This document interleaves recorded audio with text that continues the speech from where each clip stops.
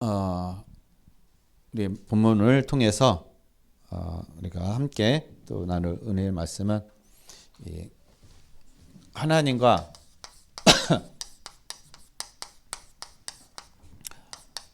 소통되는 사람입니다. 소통이 가장 또 중요하죠. 사실상 우리가 인간 관계에 있어서 소통이 안 되면은 많은 우리가 갈등이 일어나게 되고 또 오해가 생기기도 합니다. 그래서 그 오해 때문에 또 때로는 원수가 되기도 하고 또 여러 가지 또 문제가 생기기도 하는 그런 어떤 일들이 일어납니다. 그래서 중요한 것이 바로 소통이라는 거예요. 그런데 이 소통이요, 우리가 성경을 보게 되면은 사단이 제일 먼저 한 게 뭐냐면요, 하나님과 소통을 딱 가로막은 거예요. 하나님과 소통이 되지 못하겠다는 것입니다. 그러니까 지금도 마찬가지로 사단은요, 전적으로 하나님과 소통하지 못하게 만드는 거예요.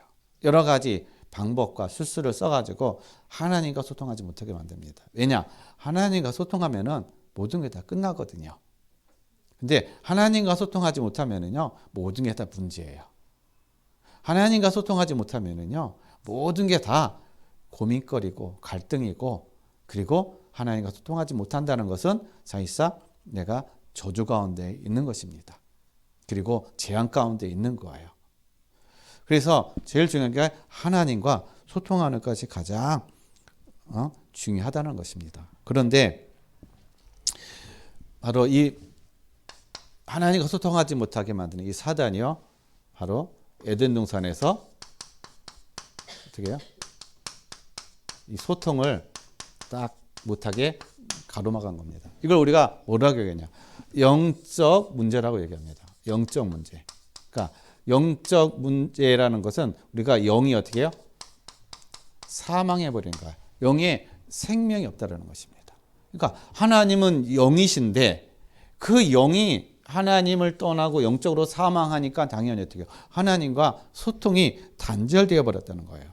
그럼 이 소통이 단절됨으로 인해서 제일 먼저 찾아온 게 뭐냐 하면은요, 바로 아담과 하와의 어때요? 단절인 것입니다.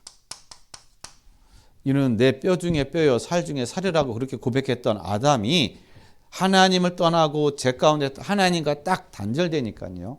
소통이 딱 단절되니까 하나님이 주시고 만들어서 저에게 주신 이 하와가 이거를 먹게 한 겁니다.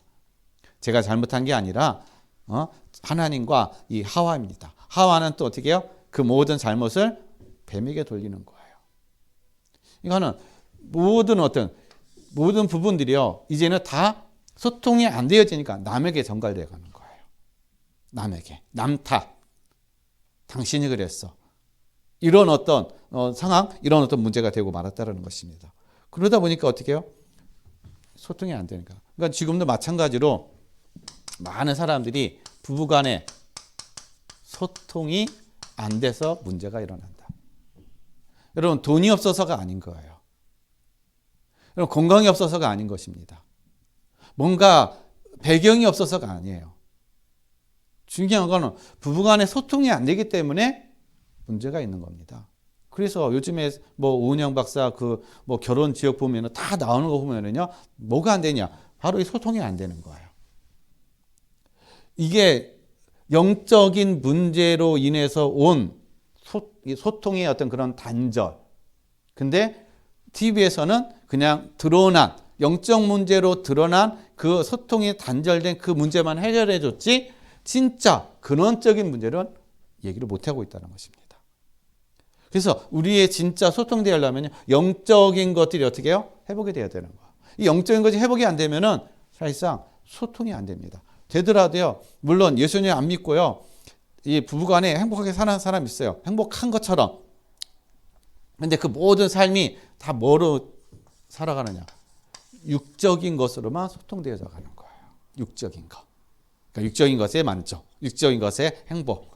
그렇게 살아가는 겁니다. 그러니까 영적인 소통이 안 되니까는 어떤 부부가 하냐? 사도행전 5장에 아나니와 삽비라. 이런 어떤 상황. 이렇게 되어서 간다는 것입니다. 또 부부간에 어떻게 해요? 육적으로만 소통하게 되면은 악한 일도 어떻게 해요? 같이 하는 거예요. 그래서 뉴스에 나오는 거 보면은 다 뭡니까? 부부들이 서로가 영적인 거 모르고 육적인 소통이 되는 사람은요, 악한 것도 부부간에 같이 해가지고 죄를 범하는 어떤 그런 사건, 그런 일들이 계속 일어나고 있다는 것입니다. 이게 바로 뭐냐? 진정한 소통이 안 되기 때문에 그러는 거예요. 그래서 소통이 안 되니까는요, 다 뭐냐? 나 중심인 거예요. 나 중심. 그러니까 나 중심이라는 거는 그냥 일방통행인 것입니다. 일방통행. 다른 거 없어. 일방통행. 나만 좋으면 돼. 나만 내가 보고 듣고 생각하는 그 모든 것들이 어떻게 다 내 기준. 그래서 세상을 다 내 기준으로 다 보게 된다는 것입니다. 그러니까 당연히 삶이 일방통행이 될 수밖에 없어요. 서로 소통되어지고 서로 저기 되는 것이 없다는 겁니다. 그래서 내 기준에 안 맞으면 그건 다 틀린 거예요. 그래서 그 모든 것들이 사실은요, 우리의 안에 있는 상처, 또 우리의 깨어진 어떤 그런 마음들, 그것도 하나의 또 상처인 것이죠. 이런 것들로 인해서 이것을 가지고 내가 보고 듣고 생각하니까는 당연히 일방적이 될 수밖에 없다는 겁니다. 그리고 또 하나 어떻게 해요? 세상의 틀, 그러니까 사단이 만들어 놓은 세상의 어떤 그런 틀과 세상의 기준을 가지고 살아간다는 것입니다. 그 모든 것들이 육신의 정욕, 안목의 정욕, 또 이생의 자랑. 그래서 요한일서 2장 16절에 사람들이 가지고 있는 거, 사람들이 가장 관심 있는 거, 육신의 안목, 육신의 편안함과 안위와 육신의 뭔가 건강함과 육신이 잘 되어져 가는 거, 여기 관심 있는 거예요. 또 안목, 눈에 보이게 좋은 거, 아름다워 보이는 거, 화려한 것들. 그래서 그런 모든 것들이 다 안목의 정의가 뭡니까? 뭐 권력이라든지, 뭐 좋은 자리라든지, 사람들이 봤을 때, 야, 대단하다. 어떻게 그 자리에 갔지? 이런 어떤 것들이 다 안목의 어떤 그런 그런 정욕이라는 것입니다. 또 이성의 자랑, 세상 것을 가지고 자랑하는 거예요. 뭔가 내가 사람들한테 자랑할 것이 없을까? 여러분, 사람이 자꾸 자랑거리를 자꾸 만들어내는 이유는요, 속이 허하기 때문에 그러는 거예요. 겉에 드러나는 것을 가지고 막 자랑하는 거는요, 속이 비어 있는 겁니다. 비어 있기 때문에 뭔가 어떻게 해요? 그것을 채우기 위해서 겉에 있는 것을 가지고 활용을 가지고 뭔가 계속 자랑하는 거예요.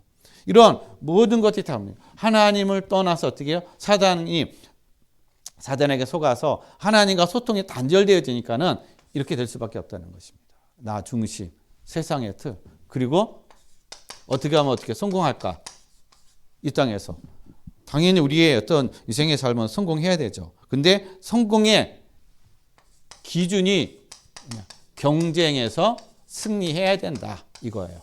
내가 경쟁에서 이기지 않으면 나는 성공을 못한다. 그래서 어떻게든지 어떻게 싸워서 남을 밟고 올라서라도 내가 어떻게 해요? 가야 나는 성공할 수 있다. 그래야 세상이 나를 인정해주고 알아준다라는 것입니다. 그래서 어떻게든지 어떻게 해요?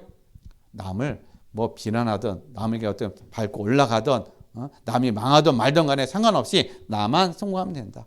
여기에 대한 어떤 경제. 그래서 이런 모든 것들이 다 어디예요? 학교에서부터 시작되는 거예요. 학교에서도 공부 잘하는 친구들 학교에서 인정해주고 그 학생들만 또 어떻게 해요? 특별히 또 골라가지고 또 열심히 또 학업을 가르치고 이런 것들이 바로 경쟁의 그런 생각과 경쟁 의식들을 학교에서도 계속 이렇게 시켜보다 보니까 사회에 나가서도 어떻게 해요? 그것이 그대로 그렇게 되어진다라는 것입니다. 그래서 여러분 이런 어떤 것들 때문에 이런 부분 때문에 사실은요 사람들이 뭐라냐 사람의 그래서 눈치를 보는 거예요. 그리고 사람을 의식하게 됩니다. 오늘 본문 말씀 사도행전 25장 9절 말씀에 보면 이 베스도가 누구의 어떤 마음을 살려고 그래요? 유대인의 마음을 얻고자 유대인이 원하는 것을 어떻게 해요? 들어주려고 하고 있다는 것입니다. 왜냐? 그래야 자기의 자리가 튼튼하거든요. 그래야 자기의 자리가 안전하거든요. 그러니까는 이 사도 바울이 잘했는지 못했는지 그건 상관없어요. 자기의 유익을 위해서, 자기의 성공, 자기의 자리를 지키기 위해서는 어떻게 해요? 사람의 눈치를 봐야 되는 거. 힘 있는, 권력이 있는, 궁중, 무리의 그런 사람들이 어떻게 해요? 눈치를 볼 수밖에 없다라는 겁니다. 그러니까 그 사람들의 마음을 얻고자 하는 어떤 그러한 마음의 중심이라는 것입니다. 그래서 이런 것을 가지고 어떻게 해요? 아무리 노력해도 안 된다는 거예요. 그래서 사단은 이러한 것, 이렇게 어떻게 해요? 하나님과 딱 소통이 단절되어짐을 통해서 우리의 삶의 모든 것이 다 어떻게 해요? 문제가 되게 만들어버린 거예요. 그래서 하나님이 우리에게 골로새서 1장 20절 말씀에 이 모든 하나님과 소통이 단절된 우리를 통해서 어떻게 해요? 우리에게 하나님과 다시 만나는, 소통되어지는 그 길을 열어주셨는데 그분이 바로 예수 그리스도라는 것이에요. 그래서 예수님께서는 십자가에서 어떻게 해요? 십자가의 피를 흘리심으로 말미암아 하늘에 있는 것이나 땅에 있는 것들이 어떻게 해요? 다 그분과 화목하게 하셨다는 것입니다. 통일되게 하셨다는 거예요. 하나 되는 어떤 그러한 하나님과 단절된 것을 어떻게 해요? 이제는 하나 되게 하는 그러한 역할, 하나 되게 하는 길, 하나 되게 하는 그게 바로 그리스도라는 사실인 것입니다. 그래서 우리가 진정으로 하나 될 수 있는 것, 우리가 진정으로 하나님과 소통될 수 있는 것, 오직 예수 그리스도라는 것. 그래서 그리스도 안에서 하나님과 소통이 되어질 때 사람과도 진짜 소통이 되어집니다. 그러니까 사람과 소통이 되어진다는 얘기는 사람의 말을 막 들어주고 하는 그걸 얘기하는 게 아니에요. 사람을 살리는, 사람에게 그 사람의 답을 주는 그런 어떤 삶이 되어진다는 것입니다.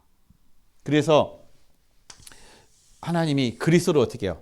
그래서 이 땅에 보내셔서 십자가에 피를 흘리게 하시고 우리하고 소통이 단절됐던 우리의 인생을 하나님과 다시 소통하게 만드는 그러한 길, 그러한 또 중보자의 그런 역할을 바로 예수 그리스도께서 어떻게 해요? 이루어 가셨다는 사실인 겁니다. 그래서 그리스도 안에 있는 자는 모든 것들과 다 소통할 수 있는, 소통이 되어지는 그러한 응답을 누리는 줄로 믿습니다. 자, 그렇다면은 오늘 하나님과 소통되는 사람은 어떤 사람인가? 하나님과 소통되는 사람. 예수를 믿는데 하나님과 소통이 안 되는 사람이 있어요. 예수를 믿는데 하나님과 소통이 안 돼요. 그러면 불신자와 똑같습니다. 아니, 어떻게 보면요, 불신자보다 더 어려워요. 힘들어요. 왜냐하면 불신자는 하나님 안 믿으니까 자기 마음대로 그냥 살아갑니다. 근데 성도는요, 예수님 믿는데 하나님과 소통이 안 되잖아요. 그러면은 예배로 나와야 되고 기도도 해야 되고 뭔가 어떤 봉사도 해야 되고 하는데도 불구하고 계속 안 되어져요. 그리고 불신자들이 누리지 못하는 것들도 어떻게 해요? 누리지도 못하면서 시간은 시간대로, 물질은 물질대로, 헌신은 헌신대로 하는데 하나님과 소통이 안 되니까 모든 것이 다 막혀버리는 그런 삶이 되어진다는 것입니다. 그래서 하나님과 소통되는 사람은 첫 번째 뭐냐면요, 바로 예배라는 거예요. 예배가 되어진다는 것입니다. 예배가 안 되어지면 하나님과 절대 소통이 안 되어집니다. 그래서 사단은 어떻게든지 예배를 못 드리게 만들어요. 왜냐? 예배 드리면 예배를 통해서 하나님의 분명한 응답을 주시고 힘을 주시고 예배를 통해서 모든 인생에 답을 주시거든요.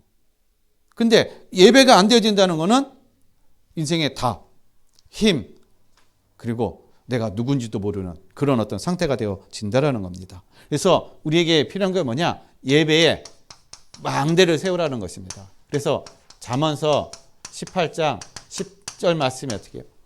여호와의 이름은 견고한 망대라. 이리로 달려가는 자는 어떻게 해요? 안전하리라. 그러니까 여호와의 이름은 견고한 망대라는 얘기는요, 하나님의 이름을 선포하고 하나님의 이름을 부르는 걸 얘기하는 것입니다. 그 자리가 어떤 자리예요? 바로 예배 자리라는 것입니다. 예배를 드릴 때 하나님의 영광, 하나님의 이름, 하나님을 찬양하는, 하나님의 감사되어지는 그 시간, 그게 바로 예배 자리인 거예요. 그래서 예배가 중요한 것입니다. 그래서 인생의 실패, 예배가 안 되어지면요, 인생이 실패하는 거예요. 사실은요. 그래서 예배의 실패다? 그러면 바로 인생의 실패라는 것입니다. 우리가 잘 알고 있는 가인의 예배. 자, 가인의 예배는 왜 실패했나요? 다른 거 없어요. 피요, 피. 가인이 뭘 잘못하고 악한 자이기 때문에 그런 거예요. 그가 왜 악한 자냐? 피를 통해서 제사를 받지 못했기 때문에 하나님 앞에 악한 자인 것입니다. 그는 그냥 농산물로 하나님 앞에 예배드리는 거. 아벨은 피에, 어린 양의 피로 어떻게 해요? 하나님 앞에 제사를 지낸 거예요. 그러니까 하나님이 아벨을 의롭다고 하시고 그의 예배와 그와 그의 제물을 하나님 어떻게 해요? 받으셨다라는 겁니다. 근데 가인은 어떻게 해요? 자기 이 예물을 안 받으신 거예요. 이 한마디로 해서 예배를 안 받으시는 거예요. 예배가 안 받으니까는 뭐가 생기냐? 질투심이 생기는 겁니다. 하나님에 대한 질투, 동생에 대한 질투, 시기. 거기에서 이제 이 분노가 일어나는 것이죠. 사람이 질투가 깊어지면요, 분노가 일어납니다. 그 분노가 깊어지잖아요, 살인까지 가는 거예요. 하루아침에 살인이 되어지는 건 아닙니다. 이런 것들이 깊이 쌓이다 보면 어떻게 해요? 그렇게 되어져 가는 겁니다. 그러니까 가인이 하나님이 왜 예배를 안 받으실까? 이거에 대한 하나님께 묻고 이것을 뭔가 바꾸려고 하는 것이 아니라 안 받은 거에 대해서 어떻게 해요? 하나님을 원망하고 또 동생을 시기하는 어떤 그런 상태가 되었다는 것입니다. 그러니까 예배가 안 되어지게 되면요, 이렇게 모든 것이 다 문제로 보여지는 거예요. 그리고 유대인들, 유대인의 실패. 여러분, 유대인은요, 피제사 드렸어요. 철저하게 성전에서 양을 잡고 하면 피제사 드렸어요. 근데 하나님이 유대인의 예배, 그러니까 이스라엘의 예배를 안 받으셨습니다. 왜 그랬을까요? 그것은 이제 예수님께서 요한복음 2장 16절을 보면은요, 성전에 들어가셔서 성전에서 이 양을 팔고 하는 비둘기 파는 그들을 어떻게 해요? 다 쫓아냈다는 것입니다. 그러면서 하시는 말씀이 하나님의 성전을 어떻게 왜 장사하는 집으로 만드냐, 그렇게 말씀하신 거예요. 그리고 또 한 가지는요, 이사야서 1장에 보게 되면은요, 이스라엘 백성들이 아무리 제사를 드리고 많은 피를 흘리더라도 하나님이 그거에 대해서 뭐라고 말씀하냐? 역겹다 얘기해요. 너희가 나한테 드리는 그 모든 어떤 헌신, 그 제물, 내가 보기에 너무 역겹다. 내가 그것을 받기에 너무 내가 버겁다라고 얘기하는 거예요. 왜 그러느냐? 유대인들은요, 뭐가 있었냐면 예배가 형식만 있는 거예요. 형식. 제물만 드려서 이렇게 올리면 하나님이 받으시겠지. 이 사상과 이것이 어디서 하냐? 바로 우상 제물을, 우상 섬기는 사람들 보면요, 다 제물을 어떻게 해요? 다 형식으로 섬겨요. 그리고 나서 뒤돌아서면은 그거와 상관없이 사는 삶. 유대인들이 이런 걸 본 거예요. 유대인들이 이런 걸 그대로 답습하면서 그들도 똑같이 어떻게 하나님 앞에 그런 이 제물을 드리지만은 형식만 드렸지 정말 그 예배의 내용은 전혀 그들은 생각하지 못했다는 것입니다. 단지 그들은요, 우리는 하나님의 선민이야. 하나님 우리를 선택하셨어. 우리에게만 하나님은 이 복음, 율법을 주셨어. 왜냐하면 우리만 사랑하시니까. 여기에 대한 생각을 어떻게 꽉 차 있다는 것입니다. 그래서 하나님은 절대로 어떻게 해요? 우리 이스라엘을 벌하지 않아요. 우리 이스라엘을 하나님 버리지 않으셔. 여기에 대한 착각들이 가득 차 있는 거예요. 그러니까 예배드리는 그 모든 것들이요, 다 형식이 되어지는 겁니다. 거기에 대한 내용을 전혀 모르고 그러다 보니까 하나님이 그들이 놓친 게 뭐냐면요, 하나님 뭐라고 얘기하냐면 선해. 너희가 정말 진정한 예배가 되어지면 선행할 것이다.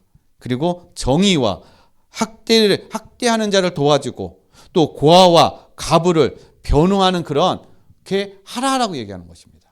너희는 예배하면서 하나님 앞에 예배하면서 왜 이런 것들을 하지 않느냐? 그러니까 삶이 이중 삶이라는 것이죠. 이거에서 계속 하나님을 책망하는 거예요. 그래서 하나님이 유대인의 이스라엘의 예배를 받지 않으셨다는 것입니다. 그러면 우리의 참된 예배, 자, 우리는 그럼 어떻게 해야 참된 예배를 드릴 수 있는가? 여러분, 우리의 참된 예배는요, 이제는 피제사 드릴 필요가 없어요. 이제 양을 잡아서 우리가 예배를 드릴 필요가 없습니다. 왜냐? 히브리서 9장 22절 말씀에 예수님께서 어떻게 해요? 우리를 대신해서 피를 다 흘리셨던 것입니다. 그래서 피 흘림이 없은즉 제사함이 사함이 없느니라. 그리스도께서 십자가상에서 피를 흘리심으로 말미암아 우리의 모든 죄, 하나님 앞에 나가는 그 막혔던 길을 어떻게 해요? 그 길을 열어주신 분이 바로 예수 그리스도라는 것입니다. 그래서 그 예수 그리스도의 은혜로 입어서 우리는 하나님 앞에 나가는 거야, 이제요. 이제 하나님과 단절되었던, 소통이 단절되어졌던 우리의 삶이 이제 그리스도로 말미암아 어떻게 해요? 소통이 되어졌다는 것입니다.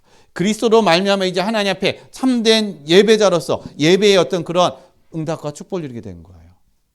그래서 오늘 요한복음 4장 24절 말씀에 하나님은 영이시니 예배하는 자가 영과 진리로 예배할지니라. 그러면 영과 진리로 예배한다는 얘기는 바로 하나님의 영으로 드려지는 예배를 얘기하는 거예요. 하나님의 영으로.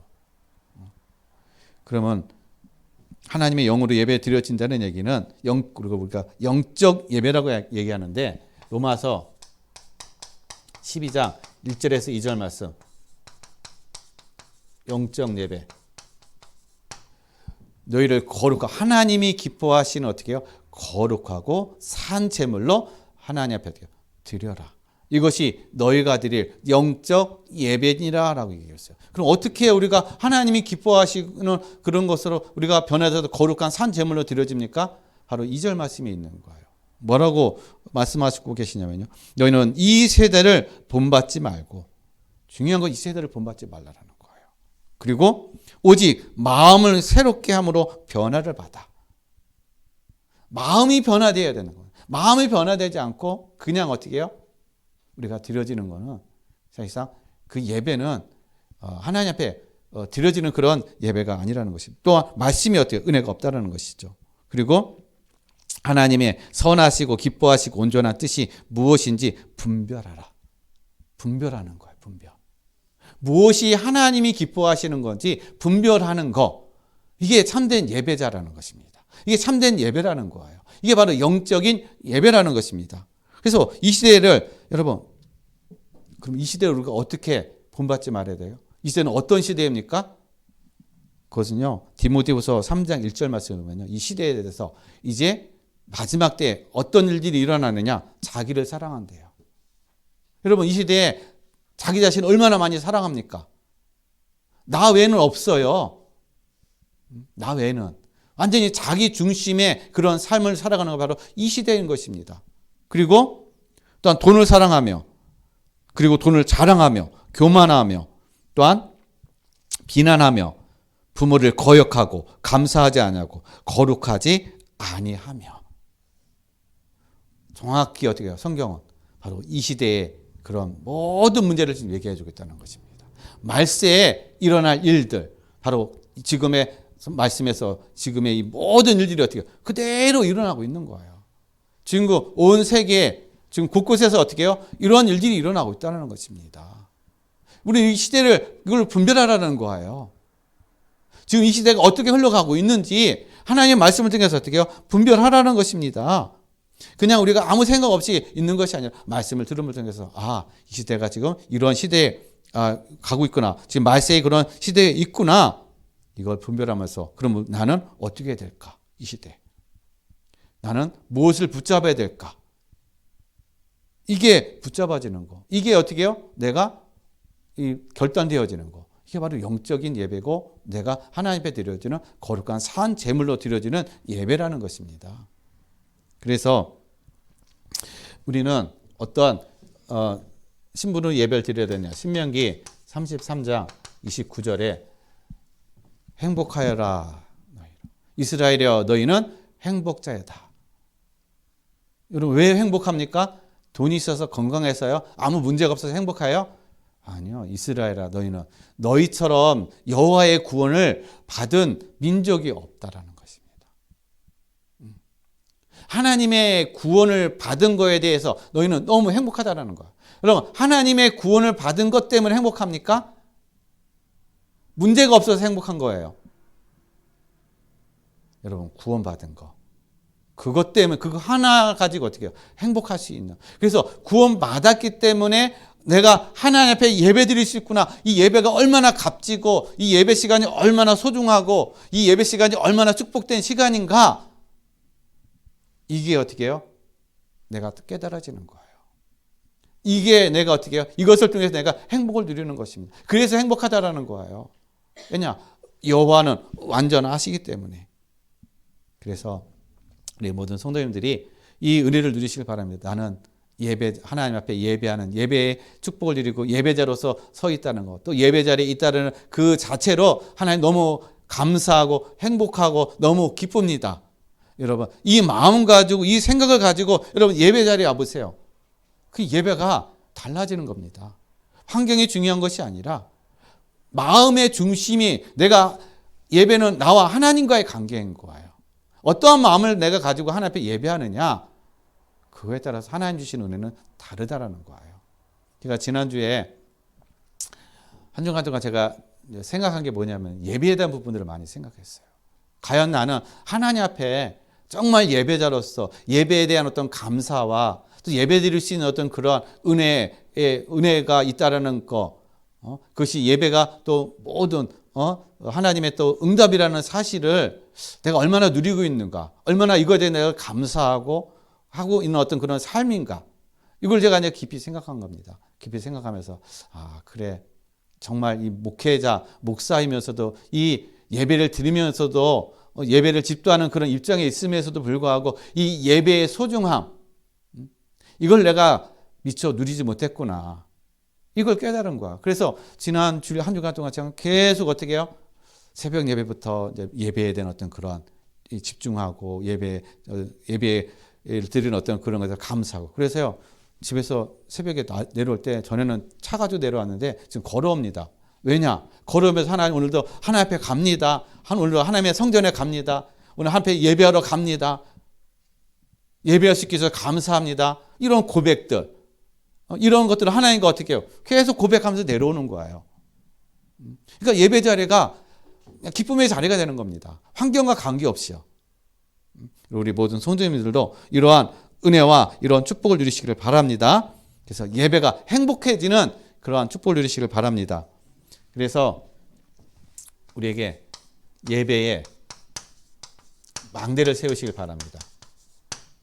예배의 망대. 어디다가요?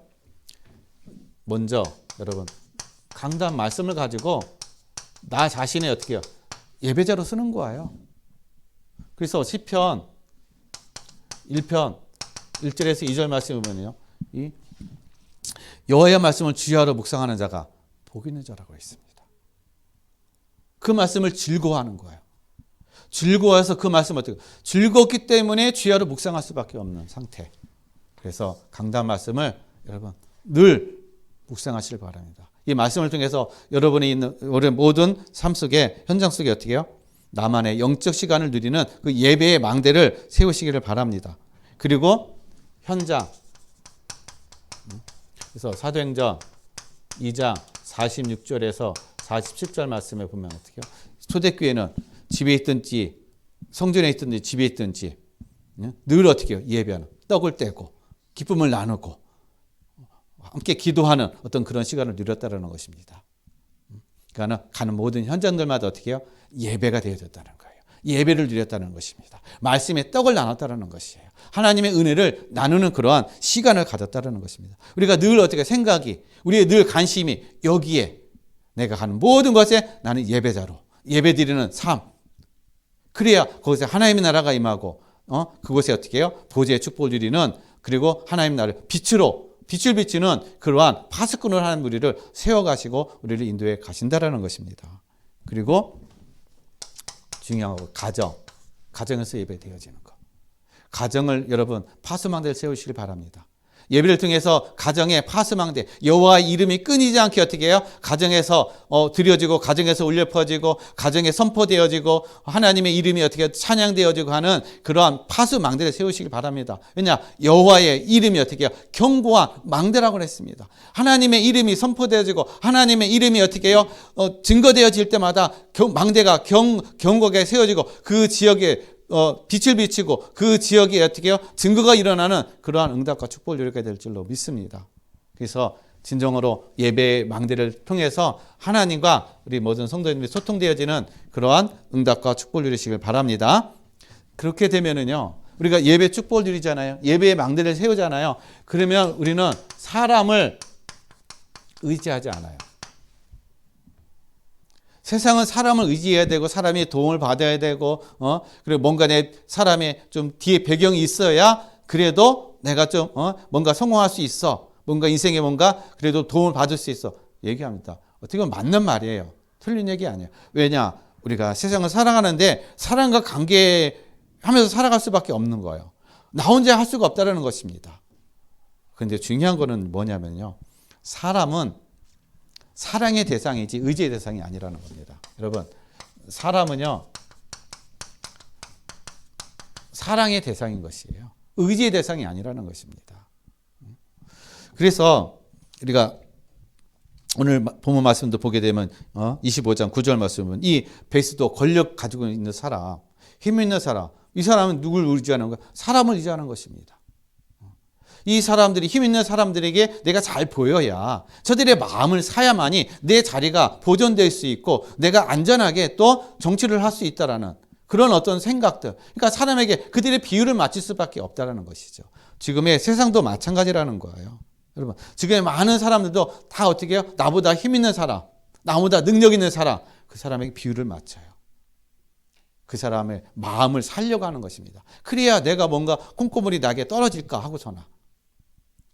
여러분, 사람을 의지하게 되면 그 사람의 종이 됩니다.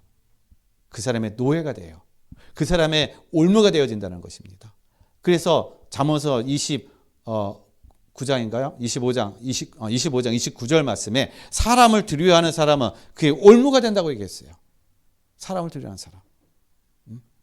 여러분, 사람을 두려워하지 말고 사람은 사랑의 대상인 것입니다. 그리고 사람을 의지하지 마시길 바랍니다. 그 다음에 여러분, 그러면요, 사람을 의지하지 않잖아요. 그렇게 되면은 하나님께서 우리 어떤 사람에게 뭘 역사하시느냐. 사도행전 25장 12절 말씀에 하나님만 의지하고 하나님만 우리가 바라보고 나가잖아요. 하나님과 소통되는 삶이 되잖아요. 그러면 하나님 우리를 통해서 복음 전파의 어떤 그런 속으로 우리를 인도하십니다. 증인으로 세워가셔요. 그런데 이 복음 전파를 하지 못하도록 세상과 사단은요, 여러 가지 방해 공작, 여러 가지 어떤 그런 권력의 힘을 가지고 이거를 막으려고 해요. 그러나 하나님의 계획이면요, 절대로 어떻게 해요? 이 복음 전파에 그것을 막을 수 없다는 것입니다. 그래서 우리는 굳이 어떻게 해요? 사람에게 맞출 필요가 없는 거예요. 사람을 의지할 필요가 없다는 것입니다. 단지 그 사람은 우리는 어떻게 해요? 복음을 전하기 위한 어떤 그러한 방편인 것이지 그 사람을 내가 의지해서 뭔가 복음을 전하겠다라고 생각해서 그 사람에게 맞춰주게 되면은 복음이 안전해진다는 거예요. 오히려 사람에게 이용만 당하는 어떤 그런 삶이 되어지는 것이죠. 그래서 우리는 당당할 필요가 있습니다. 왜냐? 사람에게 맞출 필요 없다. 왜냐? 우리는 그 사람에게 필요한 건 복음이에요. 영적인 생명이라는 것입니다. 그래서 그 사람에게 복음을 전하고 그 사람이 받지 않으면은 그거는 그 사람의 문제인 거예요. 우리는 할 도리만 하면 되는 것입니다. 여러분, 사도 바울이요, 그 감옥에 그 어떤 갇혀 있는 그런 상황 속에서도 절대로 사람을 의지하지 않았어요. 비굴하게 사람에게 어떻게 해요? 사람을 의지해가지고 뭔가 여기서 빠져나오려고 풀려나오려고 하지 않았다는 것입니다. 오히려 그 안에서 육신은 갇혀 있지만 자유함을 누리는 어떤 그러한 삶이 되었다는 것이요. 그리고 당당하게 어떻게 해요? 복음을 전하는 것이에요. 말씀을 전했다는 것입니다. 그래서 우리 모든 성도님들도 이러한 은혜와 축복을 누리시길 바랍니다. 그리고요, 여러분, 우리 인생에 뭐가 찾아와요? 가뭄이 찾아와요. 여러분, 인생에 가뭄이 찾아올 때 사람들은 자꾸 세상으로 나가요. 사람을 의지하고 여기저기 어떻게 해요? 뭔가 좀 기웃거립니다. 그러나 이사야서 31장 1절 말씀 보면요, 너희는 애굽을 의지하지 말라고 그래 있어요. 도움을 구하러 애굽으로 내려가는 자들은 화해 있을진저 그들은 말을 의지하며 병거의 많음과 마병의 심히 강함을 의지하고 이스라엘의 거룩하신 이를 앙모하지 아니하며 여호와를 구하지 아니하나니. 여러분, 애굽으로 내려가서 어려움 당한 사람이 누굽니까? 아브라함이에요. 이삭이란 말이에요. 애굽으로 내려가서 가뭄이 드니까는 애굽으로 내려가가지고 어떻게 해요? 아내를 팔아버렸잖아요. 그것도 2번씩이나. 어려움을 당했잖아요. 이스라엘도 마찬가지로 외국 이방 민족들이 쳐들어갈 때 어려울 때 어디로 내려갔어요? 어디로 도움을 청하러 갔습니까? 애굽으로. 애굽에 가지고 어떻게 해요? 우리를 좀 도와달라. 지원병 좀 보내달라. 누굴 믿지 않은 거야? 여호와 하나님을 믿지 않았다라는 것입니다. 사람을 의지하고 마병을 의지하고 또 말을 의지하고 이것이 강력한 어떤 군사의 어떤 그런 힘인 것이죠. 그걸 의지했다라는 것이에요. 우리는 뭘 의지하고 있나요? 정말 여호와 하나님이 나의 모든 것이 되고 힘이 되시고 능력이 되시고 방패가 되시고 나의 산성이 되신다는 어떤 이러한 나의 고백, 입술로 고백하지만 삶의 현실에서는 좀 뭔가 세상에 도움이 필요하고 사람의 도움이 필요하고 뭔가 이리저리 찾아다니면서 뭔가 내 인생에 도움이 필요한 것이 뭐가 있을까? 그러지는 않는가? 우리 자신을 한번 돌아보고 생각해 봐야 된다는 것이죠. 그러나 하나님과 소통한 사람은요, 내려가지 않는 거예요. 애굽의 눈에 보이는 세상에 그 권력과 그 힘, 그런 것들을 절대로 의지하지 않는다는 것입니다. 오히려 인생에 가뭄이 왔을 때 우리는 하나님 앞에 어떻게 해요? 결단하는 시간이에요. 그래서 이 결단하는 시간을 통해서 하나님께서 우리에게 증거를 보이신다는 것이죠. 하나님의 역사를 체험하는 그러한 시간이 되어진다는 겁니다. 왜냐? 이거는 가뭄은 그냥 육신적인 가뭄이지 실질적인 이 가뭄을 통해서 뒤에 하나님의 역사와 하나님의 증거를 하나님께서 숨겨놓고 하나님의 축복을 뒤에 숨겨놨다는 것이에요. 우리가 이것을 보지 못하니까 어떻게 해요? 그냥 애굽으로 내려가 버리는 거예요. 여러분, 인생에 누구나 다 인생의 가뭄을 찾아옵니다. 한 번쯤은 이기는 찾아요. 어려움을 찾아와요. 그럴 때 하나님을 체험하는, 하나님의 능력을 체험하는 그러한 기회로, 그런 축복의 기회로 누리시기를 바라겠습니다. 그래서 시편 146편 3절에서 5절 말씀은요, 뭐라고 말씀하고 있냐? 여러분, 기인들 그리고 나에게 도움을 줄 사람들을 의지하지 말라라고 얘기하고 있어요. 왜냐?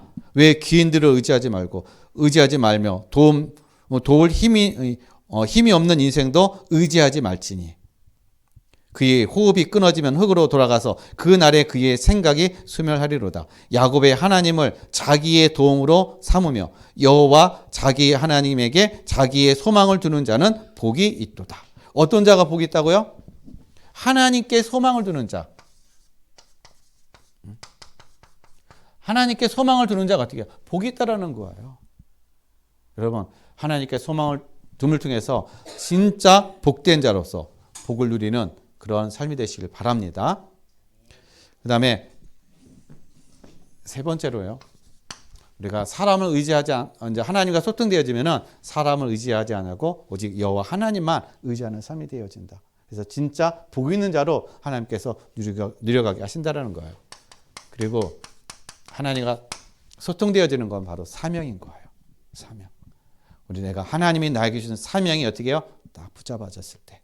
그 사명이 무엇인지를 내가 깨달았을 때 하나님과 그때부터 소통이 되어진다는 것입니다. 그래서 사도행전 9장 15절 사도 바울은 다메섹 도상에서 그리스도를 만남을 통해서 또 그리스도께서 주신 그 사명, 왕과 이방인과 이스라엘에게 복음을 전할 나의 그릇이다라는 어떤 이 사명이 붙잡아진 거예요. 그때부터 사도 바울은요, 자기 인생의 모든 것들이 이제 어떻게 해요? 여기에 올인해 버리는 거예요. 이것저것 안 봅니다.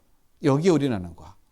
죽음의 위기, 헐벗고 배고픔과 메마짐과 여러 가지 어떤 그 속에서도 어떻게 해요? 거기에 굴하지 않냐고 하나님께서 주신 이 사명, 이걸 붙잡고 간 거예요. 그러니까는 이 사명 붙잡고 이 사명 바라보면서 가니까요, 늘 하나님과 소통되어지는 삶이 된 겁니다. 늘 하나님과 함께하는 그런 삶이 되어진 거예요. 그래서 우리 성도님들도 이러한 응답과 축복을 누리시길 바랍니다. 그래서 우리가 사명을 가지고 갈 때요, 뭐가 오냐? 이기가 찾아온다라는 거예요. 이기. 여러분, 이기는요, 이거는 피하는 것이 아니에요. 도전하는 것입니다. 이기는 도전이에요. 왜냐? 이기를 우리가 도전할 때 승리가 온다는 것이에요. 다니엘서 3장에 이 다니엘의 세 친구들 있잖아요. 느부갓네살 왕이 어떻게 해요? 우상에게 절하라고 했을 때 이들은 안 한다고 그랬습니다. 그러면 풀무불에 들어간다 하니까 우리가 들어가서 하나님이 거기서 안 건져 주실지라도 우리는 왕에게, 우상에게, 신상에게 우리는 절하지 않겠습니다라고 얘기합니다. 왕이요, 이 세 사람을 풀무불에 넣어버리는 거예요. 그러나 하나님이 어떻게 해요? 함께 하심을 통해서 그 풀무불에서 그들은 사는, 그리고 느부갓네살 왕이 이들이 섬기는 하나님이 진짜 신이구나, 그걸 고백하게 되는 거예요. 그리고 모든 백성들에게 너희가 이제 앞으로는 이 세 사람이 섬기는 이 하나님을 경멸하고 무시하고 하나님에 대해서 대적하는 자는 내가 그들의 집과 그들의 모든 것들 다 어떻게 해요? 다 가루로 만들어 버리겠다. 이걸 보여준 거예요. 여러분, 뭡니까? 이기는요, 뭐냐? 사단의 속임이라는 거예요. 이기인 것처럼 우리에게 와가지고 우리를 속이는 거예요. 뭘 드러내지 못하게? 하나님의 영광을 드러내지 못하게, 여호와의 이름을 드러내지 못하게 사단이 속이는 겁니다. 그러나 내가 이것을 깨닫고 도전하게 되면 사단의 그 권세 꺾여버리는 거죠. 그냥 꺾이니까 누구의 마음도 바뀌어요? 느부갓네살 왕이. 그 전에는 그냥 그렇게 그냥 열받고 막 그냥 분노가 가득했던 이 왕의 마음도 어떻게 해요? 녹아버리고 바뀌어져 가는 그 역사가 일어난다는 것입니다. 잠깐의 그 이기, 그것에 여러분 속지 마시기를 바랍니다. 그래서 이기에 도전하는 거는요, 바로 생명과 승리로 가는 길이에요. 예수 그리스도께서 십자가로 지시는 그 사건은 바로 생명으로 가는 길이요, 승리로 가는 길이라는 사실인 것입니다. 우리를 위해서 십자가를 지심으로 우리에게 영원한 생명을 주시고, 예수님께서 십자가의 주심을 통해서 우리의 모든 죄 문제가 해결됨으로 인해서 사단의 그 모든 머리가 이제는 어떻게 해요? 완전히 깨지는, 권세가 꺾이는 그런 참된 승리의 길이라는 사실인 것입니다. 그래서 이기는, 그래서 축복인 거예요. 이기는 승리라는 것입니다. 왜냐? 이미 보장되고 가는 거기 때문에. 그래서 우리에게 보여지는 이기는 껍데기예요. 여러분, 이 사실을 믿고 이기를 두려워하는 것이 아니라 당당히 맞서가서 승리하는 그런 삶이 되시기를 바랍니다. 그래서 사명자는요, 그래서 환경과 사람에게 흔들리지 않는 거예요. 우리는 대부분 환경과 사람에게 많이 흔들려. 사람의 말, 이런 말, 저런 말에. 그러나 흔들리지 않습니다. 그래서 사도행전 25장 11절 말씀에 보니까는 사도 바울이 어떻게 해요? 내가 죄가 있으면, 내가 잘못한 거 있으면 유대인이나 가이사에게 내가 뭔가 잘못이 있다면은 내가 죽음도 맞이하지 않겠다. 여기에 대한 정확한 어떻게 해요? 결단. 그리고 정확한 흔들리지 않는 환경과 그 상황이 어때요? 절대 흔들리지 않은 어떤 그런 사명. 왜냐? 하나님이 분명히 나를 로마로 인도해 갈 거라는 사실을 정확하게 알고 확신했기 때문에 그렇다는 것입니다. 왜냐? 사명에 붙잡은 사람은요, 하나님이 끝까지 그를 이 사명에 닿을 때까지 인도하시고 책임져 주신다는 사실이에요. 그래서 사람과 환경에 결코 어떻게 흔들리지 아니한다는 것입니다. 그리고요, 사명자는 뒤에 것을 안 봐요. 뒤에 것을 안 본다는 얘기는 지나온 과거의 영광과 지난 과거의 어떤 그런 잘 되어졌던 거, 내가 일어났던 거, 그런 걸 안 보는 거예요. 사람들은, 대부분 많은 사람들은 뒤를 많이 봐요. 과거에 내가 어땠는데, 과거에 내가 뭐 했는데, 과거에 내가 어떤 사람이었는데, 이걸 많이 얘기하고, 이걸 많이 어떻게 해요? 자랑합니다. 과거에는 어땠는데. 그럼 지금은요? 여러분, 사명자는요, 뒤에 거 잊어버려요. 왜? 뒤에 거 내가 한 게 아니니까. 하나님이 한 것이니까. 뒤에 거는 잊어버리고 우리는 뭐만 보고 가느냐? 바로 예수 그리스도 표태, 그리스도만 바라보고 가는 것입니다. 사명자는 예수 그리스도의 표대만 바라보고 가는 거예요. 그리스도만 바라보고. 그래야 교만하지 않습니다. 그래야 겸손해지고 그래야 어떻게 우리는 정확하게 인도받는 그런 삶이 되어진다는 것입니다. 그래서 여러분 지나간 거 내가 누렸던 영광 어떤 그런 것들은 여러분 잊어버리고 앞에 그리스도만 바라보고 가는 그런 사명자가 되시길 바랍니다. 그래서 사명자는요, 뭘 아느냐? 나의 진짜 면류관이 뭐냐? 하나님께서 나에게 주시는 면류관, 즉 상급을 얘기하죠. 이걸 아는 자예요. 이거를 알기 때문에 모든 것을 헌신하는 것입니다. 이걸 알기 때문에 자기의 인생, 자기의 생명까지도 어떻게 다 집중하는 거예요. 면류관이 빌립보서 4장 1절 사도 바울의 면류관. 그의 형제들, 제자들, 그리고 성도들. 이들이 나의 기쁨이요, 나의 면류관이다 라고 얘기하고 있어요. 우리 성도님들의 면류관은 뭡니까? 정말 모든 한 지체가 다 면류관이 되는 그런 응답을 누리시길 바랍니다. 그래서 왜 그러냐? 한 영혼을 세우는 거에 내 인생이 나의 삶의 모든 것이 어떻게 거기에 집중되어지고 거기에 내가 헌신되어지는 삶. 그 자체가 하나님 나에게 주시는 면류관이라는 거야. 그 사람이 나의 면류관이라는 겁니다. 왜냐? 그 사람을 통해서 또 다른 제자 계속 어떻게 해요? 그런 생명운동이 일어나는 그런 어떤 응답을 누려가는 거야. 이 세상에 가장 중요한 생명운동이 일어나는데 이거보다 더 큰 면류관, 이거보다 더 큰 상업이 어디 있습니까? 그래서 사도 바울은요, 바로 나의 형제들, 그 나의 모든 성도들이 나의 면류관이다라고 얘기하고 있어요. 그래서 성도 때문에 기뻐하는 것, 성도 때문에 감사하는 것입니다. 그래서 우리 모든 교회와 우리 모든 성도님들이 정말 이러한 성도 때문에 기뻐하고 감사가 넘치는, 그리고 각자의 또 면류관이 되어가는 그런 응답과 축복을 누리시길 바랍니다. 그러면 결론을 말씀드립니다. 결론은 여러분, 내 인생에 해답, 내 인생에 답이 있어야 되잖아요. 인생의 문제. 여러분, 그리스도로 해답이 되시길 바랍니다. 그리고 내 인생에 이 답이 있으면 인생에 또 방향이 있어야 되잖아요. 내 인생의 방향은 어떤 방향? 전도와 선교, 또 세계복음화에 여기에 방향이 딱 맞춰지시길 바랍니다. 그리고 삶의 내용, 삶의 내용은 나는 날마다 어떻게 해요? 임마누엘, 하나님이 나와 함께 하시는 거 여러분 매일매일 누리시길 바랍니다. 이거보다 더 중요한 게 어디 있어요? 그리고 나의 인생의 기도 제목, 인생의 기도 제목 뭐예요? 성령 충만. 성령 충만을 받으면 어떻게 해요? 다 끝나는 거예요. 성령 충만을 받으면 하나님이 우리를 어떻게 해요? 세계 복음화, 세상 모든 어떤 땅끝까지 증인이 되게 하시겠다라고 말씀하고 계시는 겁니다. 그래서 성령 충만을 누릴 때 초대교회는요, 세계 복음화를 이루어갔습니다. 우리 모든 성도님들이 하나님과 소통대적을 통해서 모든 것에 예배의 망대가 세워지고 또 하나님만 의지함을 통해서 사람을 세워가는 그런 응답을 누려가시고 또 세계 복음화의 그런 증인으로 누려가시기를 예수 그리스도 이름으로 간절히 축원드리겠습니다. 기도하겠습니다. 하나님 아버지 감사드립니다.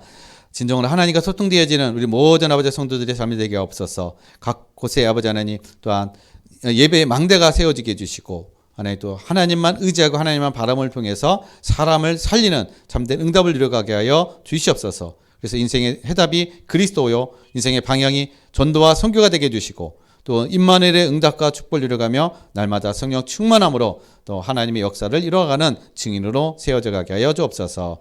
감사함을 드리며 거룩하신 예수 그리스도 이름으로 기도드렸습니다. 아멘. 예, 우리 찬송가 364장 찬송 드리겠습니다.